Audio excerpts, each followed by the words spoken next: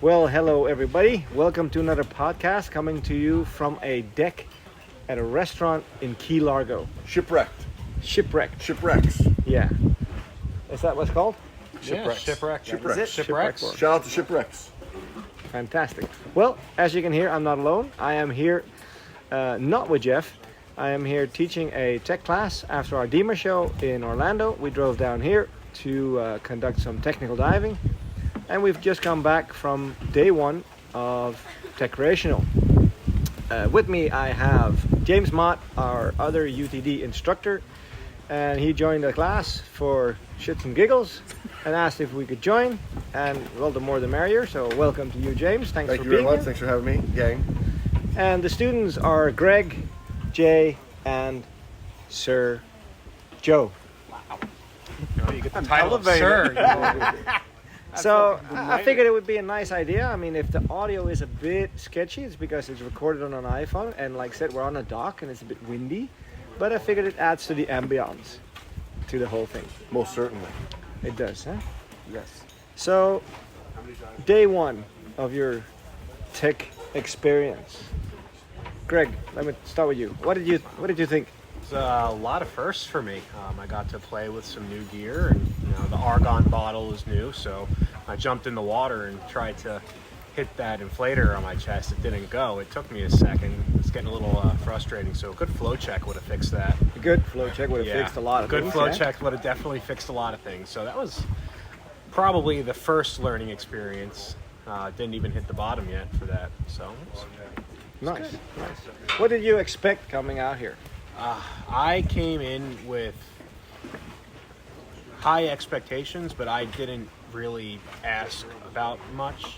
I wanted to get the experience of just seeing what you guys would throw at me. So I thought that if I came in and just kind of winged it, I would get more out of it than trying to prepare for the actual training. Yeah, So nice. Jay, what's your experience of the first day? Yeah, it's a great day.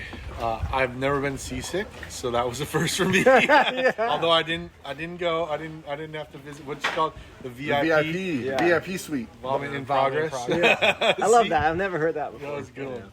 But I felt that after the first dive for sure, and I think the experience of the dive or the diving today was really good because first time I've ever been in the water with these guys as a team. See how we're trained very similarly, but there are nuances and things as a team to work out that we hadn't worked out yet, and so those caused some of the, I think, issues or things that came up under the water. But it was a really good day. Other than the whole day, I felt like I was losing my lunch, and I was regretting my crab sandwich the whole day. Finally, feel better now. Back on dry land, gonna go get some drowsy free Dramamine to help for tomorrow. So, yeah. Cool. Joe. Oh, sorry, Sir Joe. Thank you, Ben. It's been a wonderful experience today. It's a point of growing pains, personally for me, and I have two new dive teammates, so it was a big getting to know each other underwater day for the first time. So. It was it's a learning curve, and I think it will continue to get better as the days go by, as we start to formulate ourselves as a team. Yeah, 100%. Before we go any further, James, you're an experienced deck instructor as well. Was it completely out of the ordinary what happened today? Absolutely not. I mean, this is exactly how I was expecting today to go. Yeah. Other than maybe slightly, you were a little too nice to them. I was nice. But I would like to, commend Greg on his statement of the way he approached attending is exactly what you want to do in a class like this. It's one of the biggest mistakes I see people make is they overly stress out and practice, something that they really haven't been taught to do yet, right? Which is a way to really get in the water and think and work. And Large highlight. Oh, food's being served. Thank you. You're welcome. Heine. Heine. Thank you. You're welcome. I'm gonna need one more of those. Heine's. Yep. Yep. Told you we But, were doing it live. beers and drinks are being served. But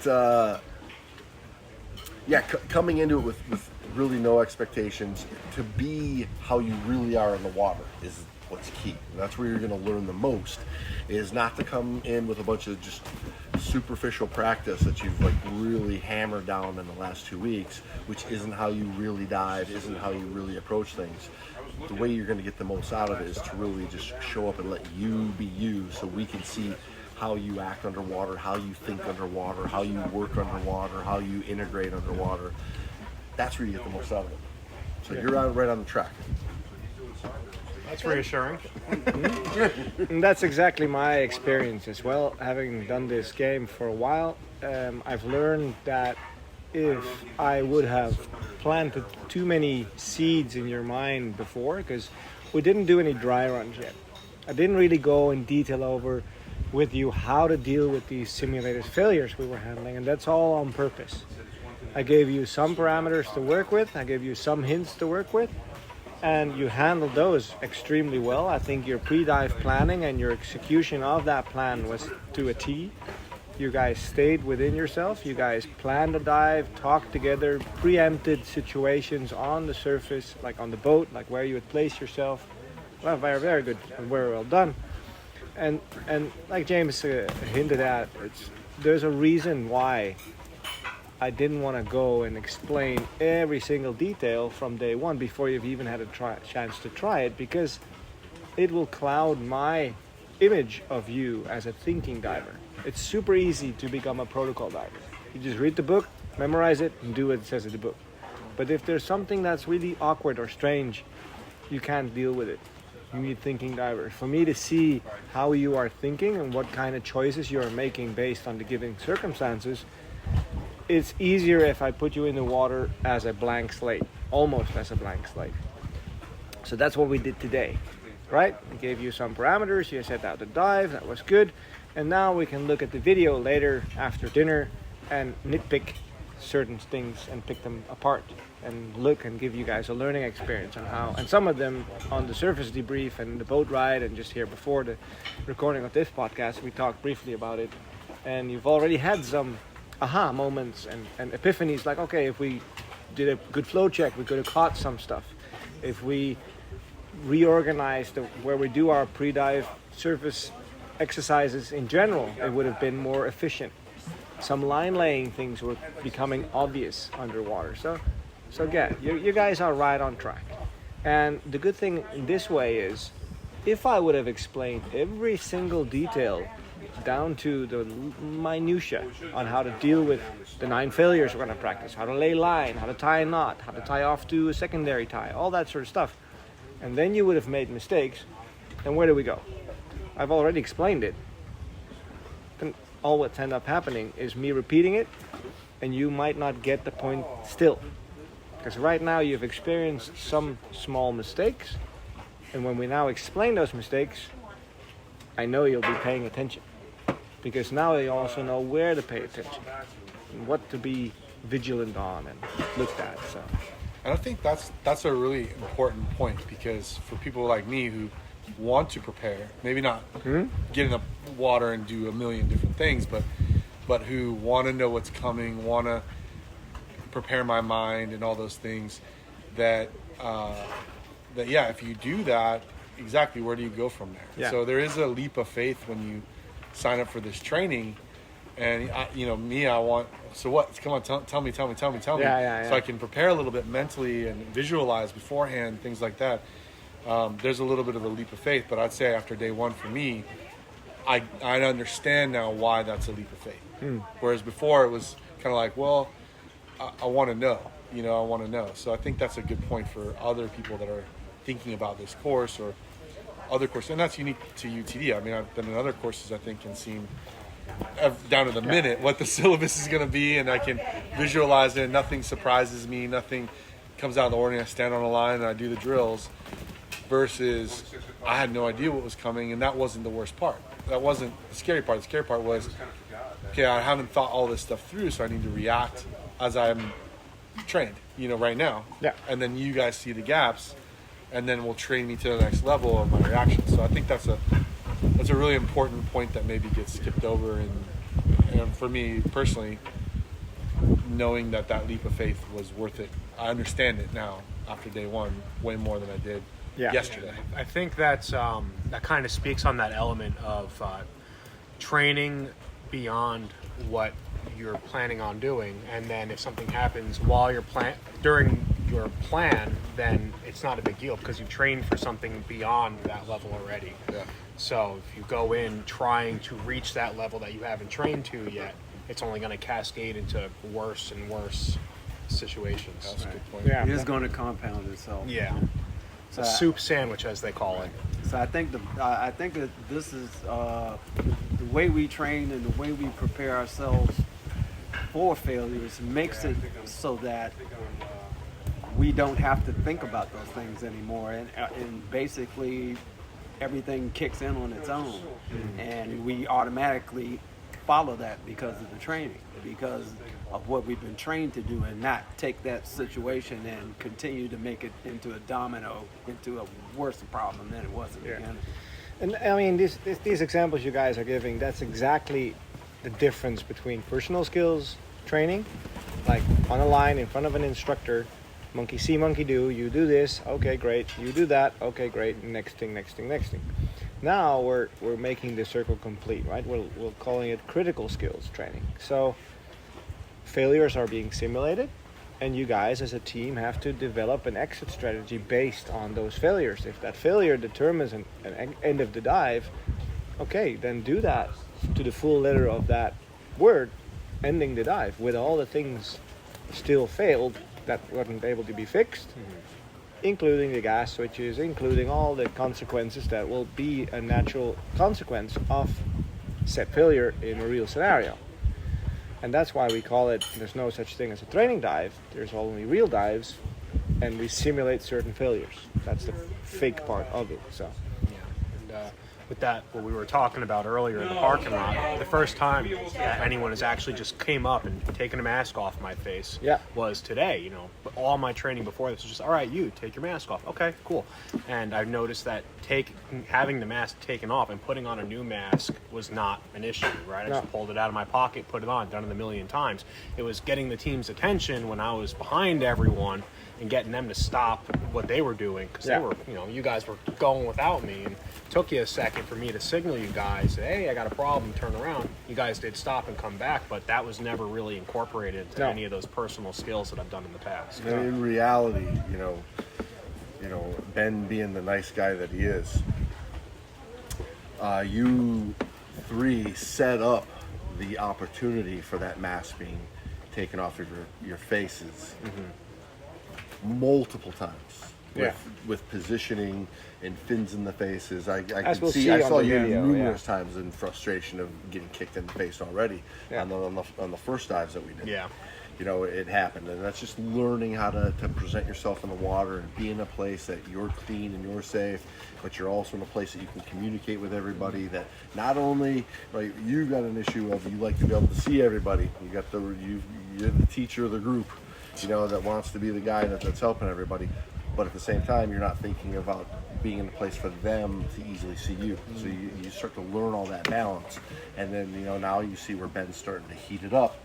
Right, so we take it to that next level. Right, you're going to pay for those small mistakes. Exactly. To give a bit of context to the listeners, the reason I took Greg's mask after I took Jay's mask and Jay's second mask was because they were running a line, and the captain of the team that running the line in this case was Joe, and Joe kept telling them multiple times to go ahead of them. Because if he's the captain running the line, he's the last one in the team coming back to the exit, because he has the safety in his hand, and the white line that's in front of him is the safety for you guys. So that's your position. And he told you a couple of times, and I figured, okay, this is a patient guy. So this is where the hierarchy started to develop. Right? We got Greg, the surgeon, who's trying to tell Joe exactly to the millimeter where he needs to be, and we got Jay, the teacher, who likes to observe everything and almost demonstrate all the things he's doing. And then we got the nice guy, who's called Joe. He's way too nice with these other guys. So, but hey, if you stay away from the line, you risk losing visibility because the line is there for a reason, and that's why the masks went away. So all these failures are going to be, except for the valves breaking, obviously, but all the other failures are usually a consequence of your own small inefficiencies underwater, like turning around with your fins towards the face of the other diver. It's very, very likely that you'll kick the diver's mask either off or at least make it leak, which is not nice. And you know, we have an S drill, which is a safety drill. Turning around and flapping someone's fins in someone's face is called an ass drill because you're showing them their ass. And we don't like ass drills, we like S drills. So think about that in the positioning thing. But we'll get to that when we see the video later today, and all these things will be clear. So I think it was really nice to record this little podcast to get your first impression of day one, how that was, and the boat and all the things surrounding getting ready for doing technical dives. And I think, yeah, the unique part is this type of training, you don't see me during the dive, right? I'm just above you and observing what's happening, filming, and distracting the team with these small failures at certain points during the dive. So you said when we just came out back to the docks, like, okay, so this is what the rest of the week's gonna be like, right? Oh, now the food's coming, guys. Doug's wrap. And then this one goes to this gentleman right here. Thank you. Thousand Island, Yes, right? yes, please. An extra blue cheese. Oh, damn you. Thank you very much. You're welcome. Yeah, about it's setting the pace for the rest of the week. Yeah, Yeah. exactly. So, great. Well, a little short podcast to get a feel for the atmosphere, and let's talk. To be continued. Yeah, let's To be talk. continued. Maybe in the middle of the week, or otherwise towards the end of the week, towards our finalization of this circus. We'll see if I puke or not. All right, guys, our food has come, so we're gonna cut this off. Thank you for listening, and tune in for the next one. Well, hello. This is now the second installment of this podcast. Again, we're at a little diner place at the waterfront. Music playing in the background, so I hope the audio gets through okay. Less windy, so that hopefully doesn't play a role. But yeah, we're good halfway through the course right now. We've been ramping up the critical skills failures. And today was an interesting day. Gentlemen, what do you say? Joe, what do you think? What are your feelings right now? It was a hard way to go. I mean, it was the things just continued to compound themselves, and they got compounded and errors and compounded, and until we were just at a point of what else do we do now? What else do we do as a group? We need to stay together as a group, and we need to figure out what else is our next move. Did you find solutions for all the things?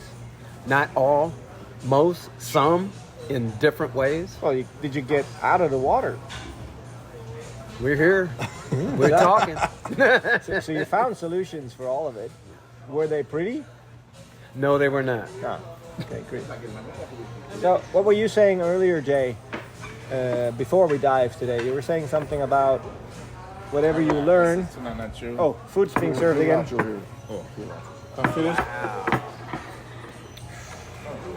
That looks nice. We're getting Florida-style sushi over here. It's a shame you guys can't see this on the picture. It's called tuna nachos. Tuna nachos. You want soy sauce? Yes, please. What's that? Soy sauce? You want soy sauce? Yeah. Yeah, please. That looks awesome. Conch. All right, so back to the podcast, back to the topic at hand. Jay, you're saying something about something or other on. As soon as you know something, there's something new to be learned. Something. Yeah, the law of scuba seems to be, as soon as you're feeling good that you got a handle on things, that's when you get knocked off the horse and you realize you were on the plateau and joined the plateau, and now you're ramping up the next level of learning. Yeah. That certainly happened today. Yeah. Yeah, that could Humble pie. come on. Humble That pie, I old like saying of complacency kills, you know. Yeah. So Well, exactly. I mean, how often do you hear in the news about unexperienced, relatively new divers getting into trouble? Very rare. It's rare, right? Because they're in that comfort zone of, hey, I know what I know, and there's a whole bunch of stuff that I know I don't know.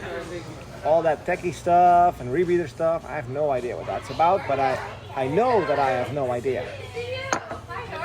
One more Sorry, beer? sorry for the loud people in the background. So that's the safe place to be as a diver, correct? I mean, if you know that there's a stuff out there that you have no clue about, you stay away from it. So what happens when divers get more experience is that line is getting blurred. All of a sudden you take a rebreather class, and you've done that. Now you take a cavern exploration mini diver, whatever you call it, and you think you're a half cave diver. Okay, I got that sorted. By now you got 150 dives where things did not go wrong, so you're thinking you have a lot of experience, but all you have is a lot of routine, doing the same stuff over and over again. And the difference between the experience and the routine is the fact that experience is gained by doing stuff over and over again, but small things go wrong once in a while. Every time they do, you gain experience. Whenever they don't, all you do is gain routine. Right? So that's why the news is full with experienced divers and instructors and dive masters getting themselves into trouble, because they're in that zone that there is areas about diving that they're unaware of, they don't know. And that's the like evolution of a diver in training at any level. You're always in that comfort zone, and then in that area where there's stuff you don't know that you don't know, and there's stuff you know that you don't know. So the dangerous area is when you think you know it all. And never allow yourself to go there. Always be on the lookout for shit you don't know. Always stay open. Always stay open-minded. Listen to what people are thinking. Even though they're trained in a different way, you never know what kind of gems they might be holding. Right? Great. So the beginning of the podcast, the first part was about the first dive and the epiphany about, okay, wow, this is critical skills training. This shit's for real. Right? We've been doing that yesterday. What was your experiences yesterday, Greg? With yesterday, the dive yesterday. Yesterday was relatively good for us. We started catching up on all those critical skills that we needed to really narrow in on, and we're starting to work more as a team. Yeah. Comparatively today, it's a little different. No, see, I disagree with you on that. You felt it harder, but the team was more aware today, even more aware than yesterday. The failures were getting more complex, and the way we complicate these failures is by either compounding them, by adding a distraction, or by involving the whole team.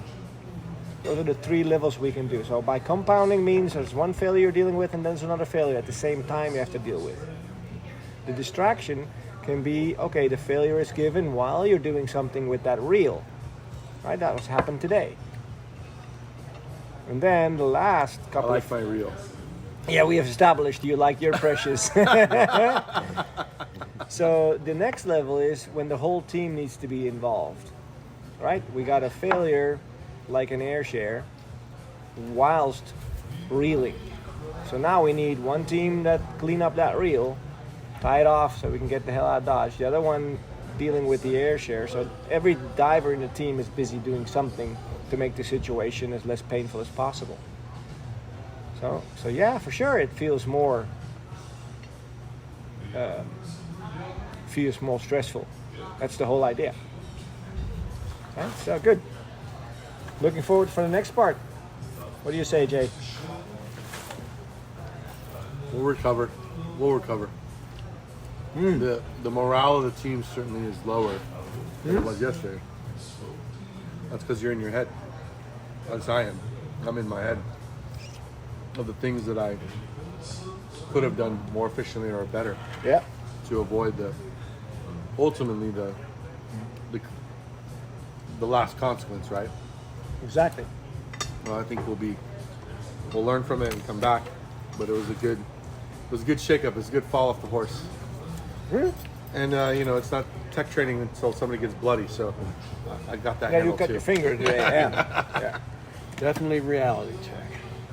Well, It's funny that you say it, but I think what did you say earlier, James, about these guys' awareness?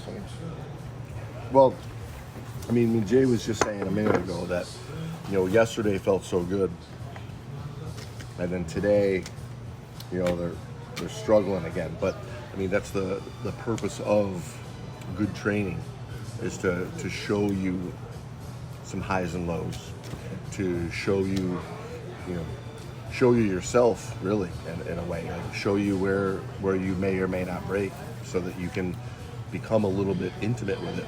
Here we're in a pretty safe, protected area. Really, all the real stress and danger and pressure is really on Ben at this point.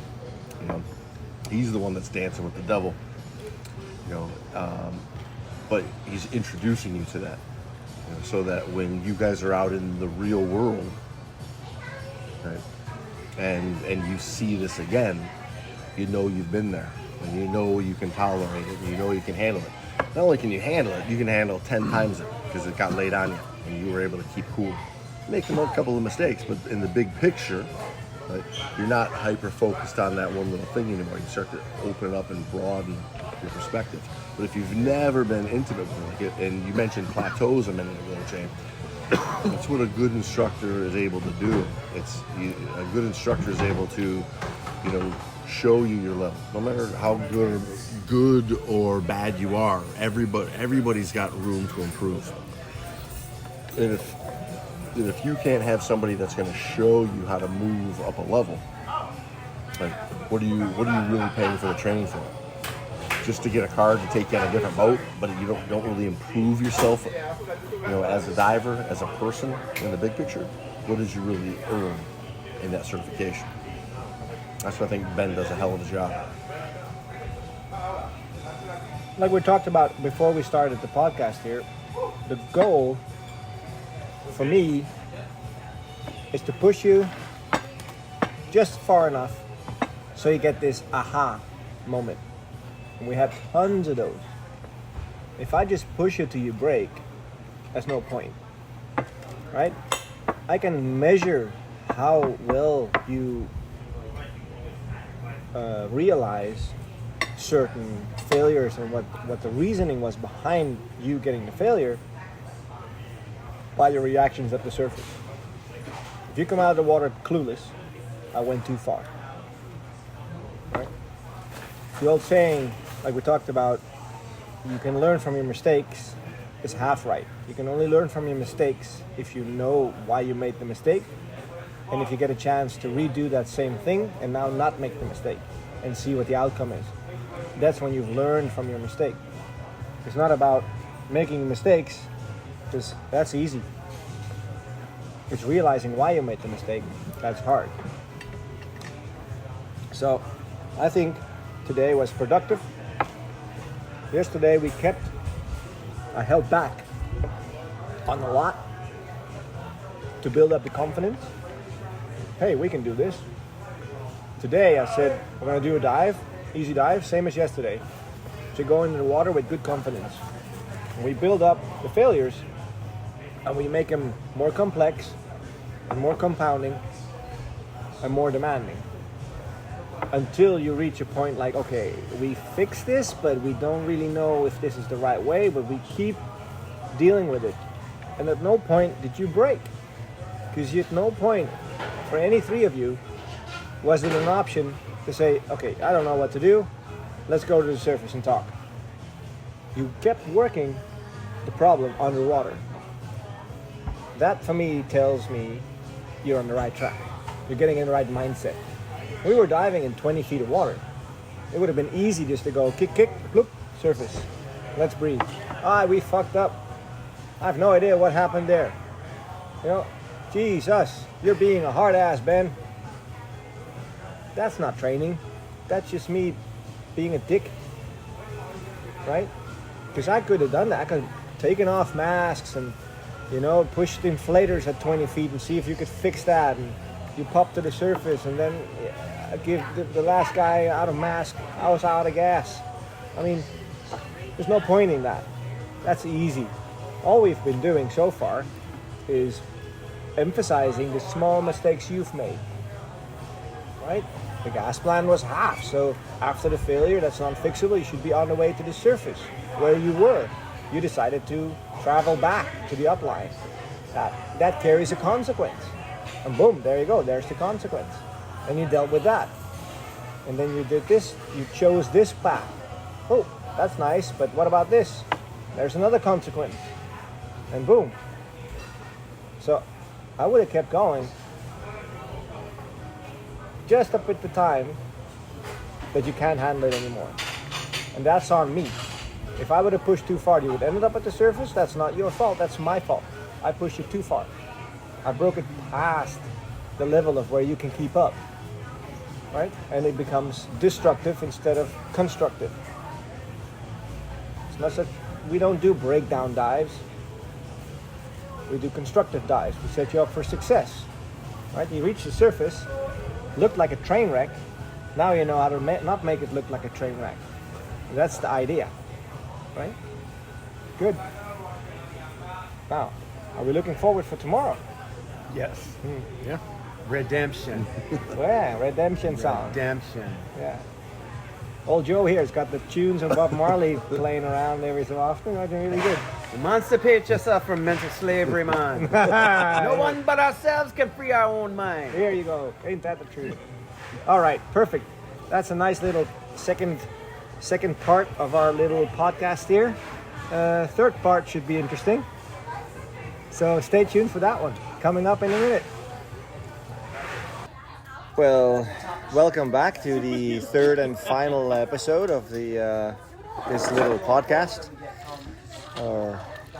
Welcome back, boys. We're back at the original little diner here called Shipwreck in Key Largo. Shout out to them. Have nice serving and nice food, and nice view.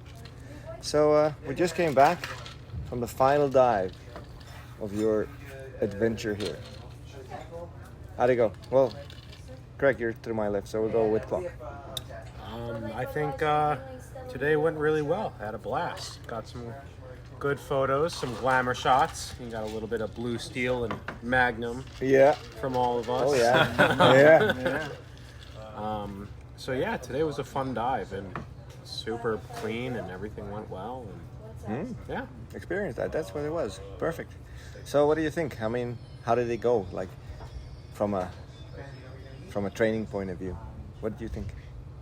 I think it was a good culmination of everything we've accomplished and trained for all throughout the week. Everything just sort of fell into place. Yeah. What do you think? Was it too hard in some cases, or hard enough? Or? Today? No, in general. In general, I think it was a really good balance between difficulty and education. If you pushed it too far, what do you really learn? So credit to you and James for really controlling that chaos at just that optimal level, I think. Nice. That's nice. Yeah, James is not here with us, people. He left. He couldn't deal with us anymore, so he flew back home. No, he had to leave. We replaced him. Yeah, we replaced him with My Precious.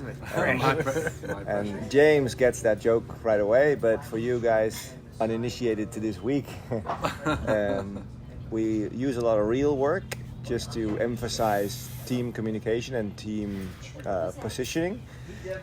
Not that you always do use a reel in technical diving, but it just is a nice distraction and it gives a nice build up towards maybe in the future some cave diving. And most of all, it's about team positioning and dealing with other stuff while stuff breaks and shit hits the fan. And we gave it the nickname My Precious because some of the dive team, and not naming and not calling out any names, Jay, sorry, had a hard time letting go of that reel during certain drills. So, and that's completely normal. I mean, everyone does that, but it was just kind of funny because at one point during you guys' cleanup dives, James and I were underwater helping out because we are on a time clock in that special place we were called Jules Underwater Sea Lodge. We had to be out there by a certain time, so we didn't have time for you guys to do the cleanup dive. So while you got yourself sorted out, James and I went down and took the line back up. When we finished with the line, it was funny because James and I were quite in sync from day one, and I pick up the line and I just pet it like it was a cat, you know. But it could have been Blofeld with his cat in the James Bond movie. It could have been any kind of movie reference, but I was thinking Gollum with my precious from Lord of the Rings. Yeah. And James picks out his wet nose. I'm like, what is he writing? Oh, he's gonna write something insightful about their training? Is he gonna write something that can't wait? We're at 20 feet of water. What is he writing? And then he turns his wet nose around and it says, my precious. And I just flipped out on the water because it was exactly what I was thinking. So from now and henceforward, that reel shall be named My Precious. And it's sitting here at the table where James is supposed to sit with a pair of sunglasses on top of the reel. And a drink. And a drink in front of it. Yeah, exactly. Thank you. So yeah, no, that's funny. They all always these things during the courses, always something gets some kind of a nickname or stuck in their mind. So great. Yeah, but hey, thanks, Greg. I think it was nice. It was lovely seeing you grow. You had a good base coming in this class. You had a good base of experience, and it was nice to see you get a lot out of it. It was nice. Joe, my man. Oh, sorry, Mr. Joe. Mr. Shields, Sir Shields, aka Spirit Level. Oh my goodness! It was an amazing journey. It shows you just how when you rally together, when you're working for a common goal, of how eventually, you know, through all the adversity, through all of the hard stuff, everybody's still there, everybody's still persevering, everybody's still trying to reach that same goal. Not necessarily some lofted certification goal, but satisfaction in completing a task, satisfaction in tuning a skill, and satisfaction in increasing your intuition. And interaction with each other. Yeah, it was a rough start with communication for us as three individuals who had never met before. But and our ages are quite varying. So that's always a hard point and a gap in communication between, you know, usually older people and younger people, but we seem to find our way through things, especially when we were able to share our successes and our failures, you know, through this whole amazing process. And with these two young gentlemen here, they are very finely skilled. And did you hear he called me a young gentleman? Or That was me. Two of us. Sorry, It was me and a baby face and then two gentlemanly about Gentlemen. I mean, but none of this could have been brought together if it wasn't, you know, for our instructors. I can't see any other combination, no other possibility. All of the stars happen to line up to have Ben and James here to work with us and bring us through this and bring out the best in us. Well, I think the quality of these classes, in my experience, is heavily dependent on what the students bring. So instructors, yeah, we know how to do these things. We know how to teach these classes.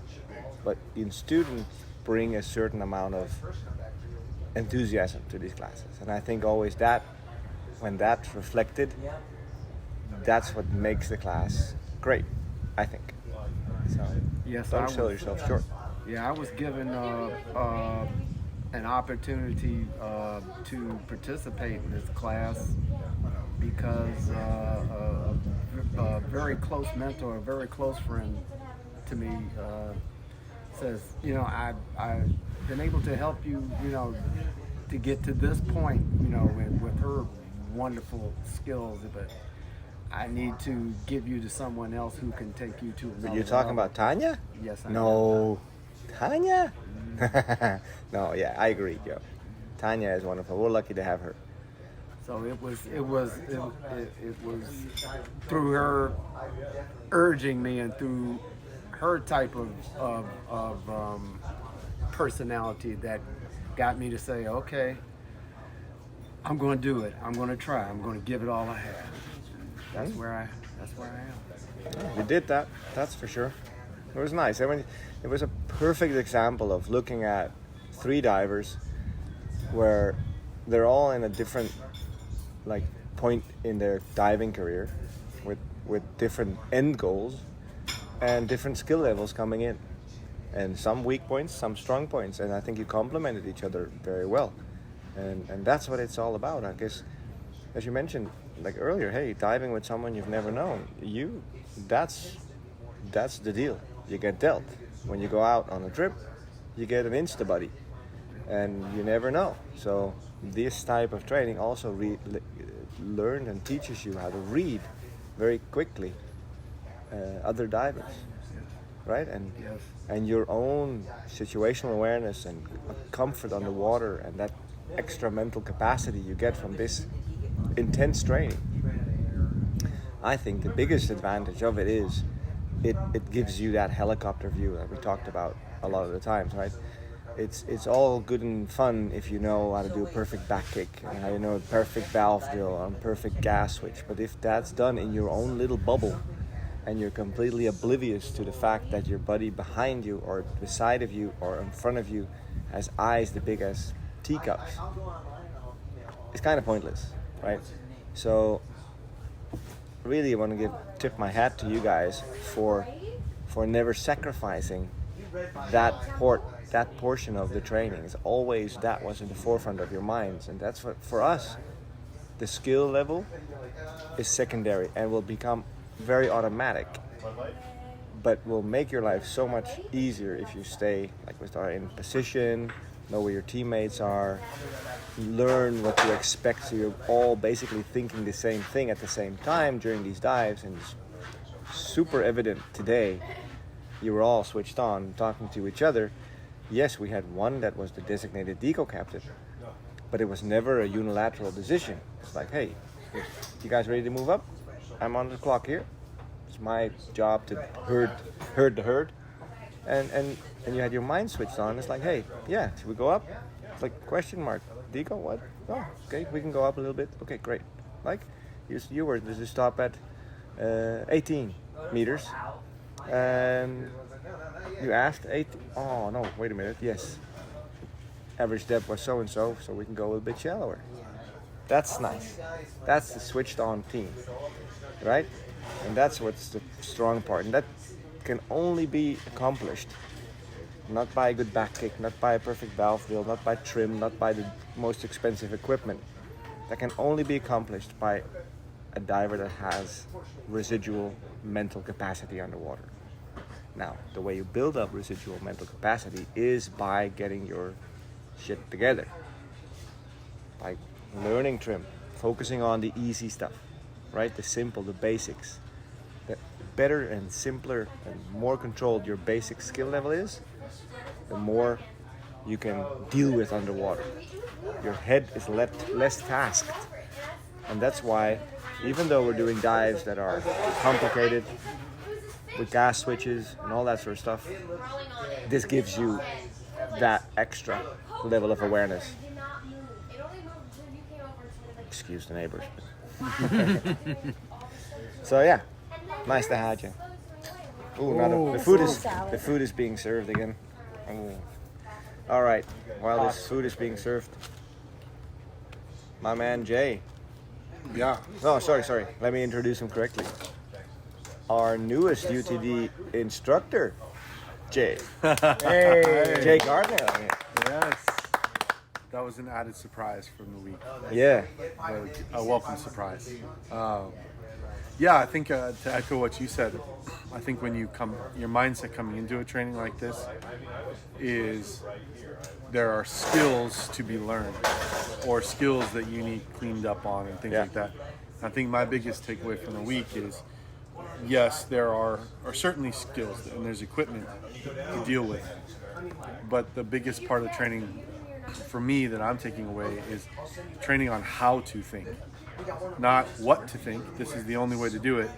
Here's the process, but how to approach the thinking part of being a thinking diver in a situation, right? And I think I liked something that you said at the very beginning of the week is that there really aren't any wrong answers, or I mean there are some wrong answers, but there's not a wrong way to solve the problem. The problem gets solved, but there are more efficient ways to solve a problem in the water. And I think that's been echoing in my head of, you know, the mental training of this week, I think was way more intense and transformative for my diving than necessarily the physical skills or equipment management under the water. Yeah, I think you hit the nail on the head there. That's really, exactly. Because it's so important, like that, and it's really, it's something that I always say in the beginning of these classes. It's like, okay, if you get the problem solved, it's only about that you do it in the most efficient way. Right. Because I don't want to, we don't want to put ideas into people's head prior to them having tried it. And this is the reason why the first dive, the warm-up dive, I kind of let you go in on a blank slate, right? You've seen the materials, you know all the stuff. In theory, you know exactly what to do in each scenario. However, I like to get a baseline reading of the team's thought process, like you just mentioned. The protocols are one thing, but how do you apply the protocols is a whole other ballgame. Yeah. And that's what, separates the, how do you say, the sheep from the men? Thin the herd? Yeah. I mean, this is... Chaff from the wheat. Yeah, exactly. This is clear, in my view, how you spot a good diver. A good diver is not per se the one that can be perfect in trim or has the best equipment or looks squared away, looks cool underwater. He can be good at his skills, but a good diver knows when to apply certain protocols and when to negate them. Kudos. You were on your way to becoming an instructor. You were lacking a little bit, and behind the scenes, I kind of worked on that a little bit. And then, you passed. Congratulations, man. Thank you. Glad to have you. Glad to be a part of Applause, you. sir. Cool. That means you're buying drinks, right? No, I think everyone else buys me drinks. I'm no longer the grunt. I've taken one more step up. Okay. No, I'm kidding. Cool. All right, guys. So, congratulations one more time. It was an absolute pleasure teaching you. And I mean that. It's really nice to get enthusiastic people over that really want to learn. And you never went inwards and thought, I'm a shit diver, I don't want to do this anymore, it's just too much, I can't care. You kept being hungry for more. Made mistakes, okay, more hungry. Oh my God, complete train wreck dives, come out of the water, totally mentally destroyed by your own doing. I was like, me and James were like, okay, what the hell did they do themselves now? And you built it back up. So, very nice, very nice. Great. We are waiting on the food. So, thank you all for listening. I hope you found it insightful to be with us on this journey, in this 3-level podcast. The one before, the one in the middle, and then the one at the end. We had great fun here in Key Largo. So, we even, by a hair, missed the hurricane Nicole that passed us by. So, and a big shout out to Horizon Divers here. Yeah, big shout out to Horizon. And hosting Island us. Island Murata and Florida Keys Dive Center. Yeah. And Jules Underwater. And Jules, Yeah, don't forget Jules. Yeah. Thank you to all 4 locations. Because we had to adapt. Right, exactly. I mean, we had to go to different locations. So. Thank you for that wonderful staff. It was a true pleasure. Oh yeah, it's nice to be in an area where people actually know what they're talking about and know what they're doing. Yeah. So kudos to you guys. And we saw our lucky charm at at Jules. Manatee, yeah. Manatee. Big ass manatee swimming right underneath us. I've always thought that these were mythical creatures. I've been so many places in the world where they say, oh yeah, we get manatee here. And you dive there and you dive there and you see other people, oh, we saw a manatee this morning. And then you think, okay, great, maybe we'll see it in the afternoon. No manatee. Oh, the next morning you go dive. Oh, maybe it's only here in the morning. No manatee. You get the divers from the afternoon. Hey, we saw a manatee. Fucking hell. And you saw two this trip. I saw two this right. trip. One underwater and one in the harbor. One at the restaurant. How many dives did you say you have? Like thousands and thousands. Right? 9,000, a little bit over 9,000. Yeah. So it's pretty crazy to be with somebody with 9,000 dives And only have a first. Yeah. Yeah. You're part of a There were a first. couple firsts for you, which was nice. No, Got to share First some time having key experiences. lime pie. yeah, Key lime pie. Yeah. Oh, key lime pie. All right, guys. Thank you very much. Remember to subscribe to our podcast. Leave us a rating at Apple Podcast or whatever podcast app you use. And don't forget to check out our YouTube channel. And hope to see you out there. Remember, stay sharp. Just keep diving. Keep diving.